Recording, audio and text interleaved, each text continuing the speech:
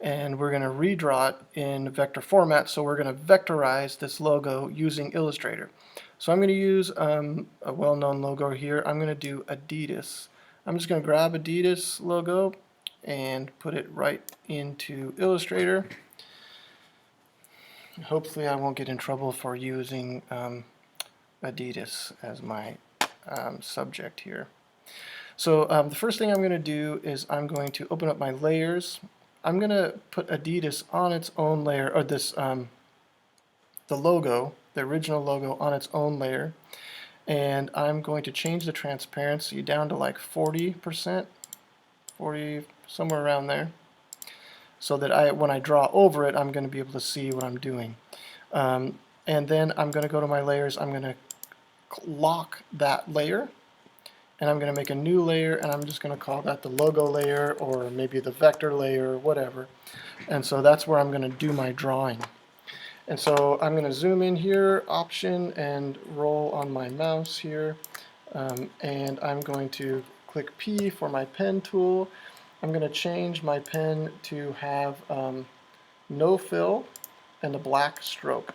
Sometimes, depending on how big the logo is that I'm redrawing, or how big the file is, I might change my stroke to like hairline or 0.5 or something small, because sometimes it's too big and it gets in the way of my drawing. Or I make the original larger. Either way. So I'm going to take my pen tool. I start it up in the corner. I like to start at the corner. And then I am holding my arms out here. Anchors, arms. And then I make a nice smooth curve, and I click here on this other corner, and I'm happy with that curve. So I'm just going to keep going. I'm going to find about the middle of this one, and I'm going to make a similar curve on this side. Boom, and that curve looks good too, so I'm happy with that. Now I'm going to do this middle one, this middle leaf or whatever. Same idea, try to get that curve just right. And if I hold on to this and I say, oh, I need to make this curve a little bit better, I can pull those arms out. Now I'm going to try to do the same thing. I'm trying to make this mirrored. There's ways that you can make this perfectly a mirrored image, but I'm not too worried about that here for this particular logo. Alright, so there I'm all done. And notice how when I click off here with my pen tool, this shape has been closed, so I've started a whole new one here. And I don't really want to, so I'm going to delete that. Now this leaf on the right is supposed to be the same as the one that's on the left. So I'm going to grab this, I'm going to hold Shift, I'm going to hold Option. When I press Option, that means that I am copying the shape that I'm holding. I hold Shift because I want it to be right in line with the other one. Now when I let go of my mouse, then I have this new shape that's the same as the old one copied. And then I can do the reflect tool, which is O. If I click O, then I've got my reflect tool, and I hold Shift again because I want it to all be like 90 degrees, 180 degrees, or whatever from the original. So now I'm going to place that right there. I notice it's not perfect, but I'm not worried about being exactly perfect, but I'm going to try to get close. All right. Now I've got my leaves all done. Now I need to take care of this these stripes. So I'm going to press M, I'm going to make a rectangle that fills that stripe. And I'm going to take this stripe, and I'm going to hold Shift, I'm going to hold Option. So I'm copying this.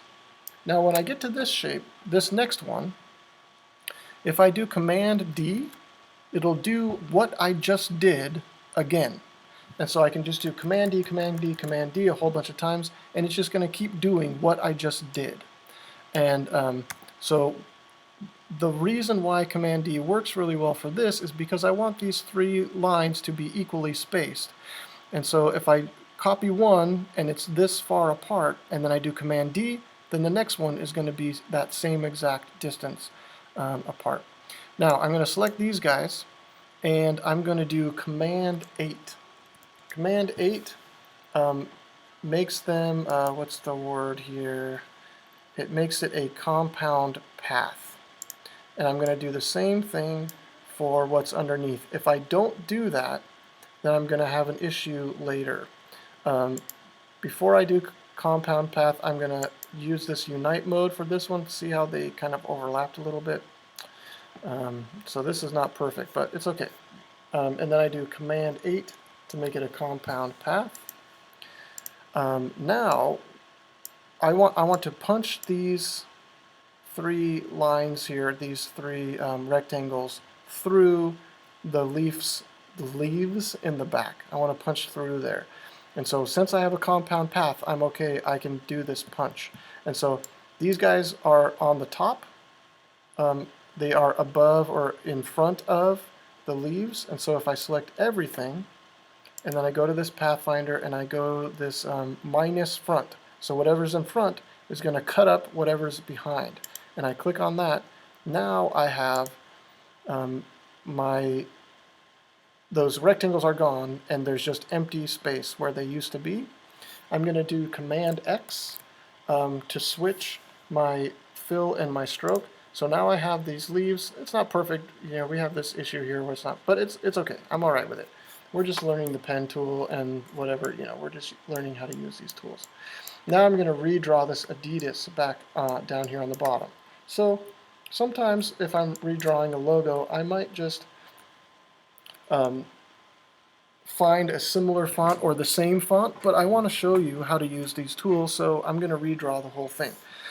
So I'm going to start here. I don't want to redraw every single letter. I'm going to redraw one letter and see how similar it is to the other letters, and I'm just going to copy it, copy parts of it to make it work. So I got this rectangle tool and I made the stem of the D. And now I'm going to make the circle part of the D. And so I'm going to press L to give me a circle. And I'm going to make that circle right like that. I'm going to press V so I get my black arrow, and I might just kind of adjust this circle a little bit. Notice it's not a perfect circle, and that's fine because the D isn't perfect. Now I'm going to do Shift X to change this to a stroke. Pull this down a little bit.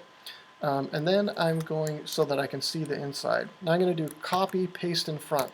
Command C, Command F. I have pasted the circle in front of the other circle.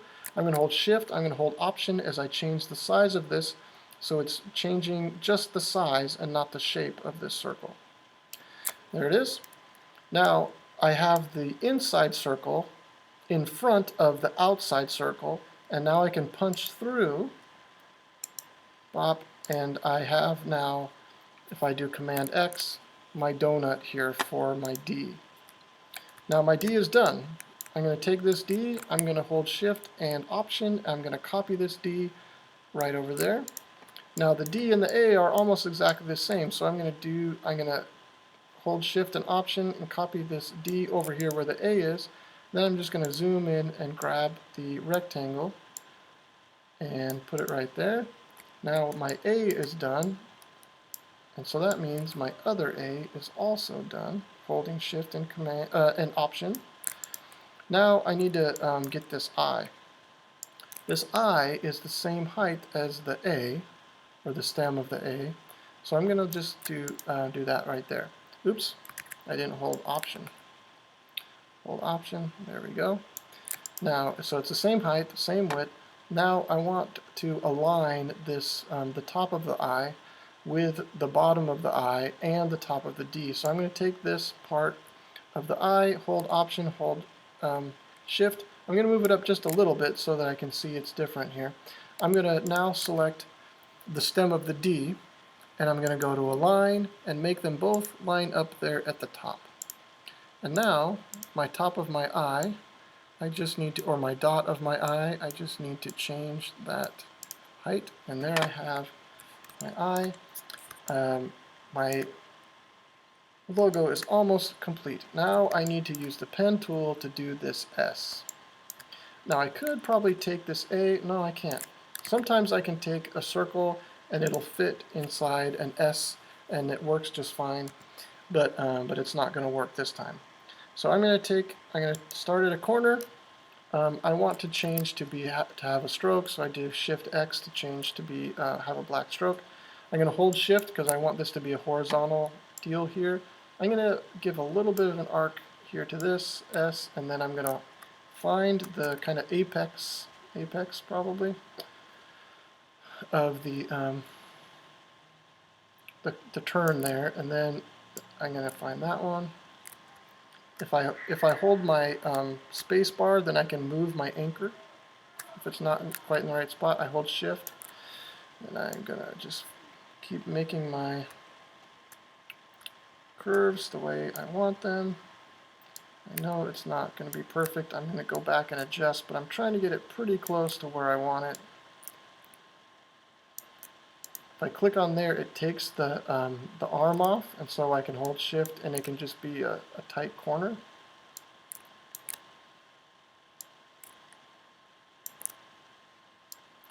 Coming around. Yeah, I want to adjust that a little bit. Okay, now we're pretty close to having this S done. I just need to fix a couple of these areas. So I'm going to press A so that I can select just the point. I'm going to pull this back a little bit. And so that makes that a smoother curve there. Here I have this issue. I'm going to pull this one back maybe. Pull this arm back a little bit. Maybe pull this. There we go. And again, this is not perfect, but it's pretty good. I'm going to select this S, Shift X to make it a fill, and there is my Adidas logo. It's all done except for, so I'm going to move it off of here. One thing I do want to do is this all should be the same color. It all should be one shape. So I'm going to go to this Pathfinder and click here on this Unite. And now all of that inside stuff that was overlapping is gone, and these each are all of this together is one shape now. It's all unified. And so I can grab it here, and I'm selecting the whole shape, and there it is. So there's my redraw of this logo, and I would save it as, and submit this however I am supposed to submit it. And that's it. That's how you vectorize a logo. Quick and simple, and good luck in your work.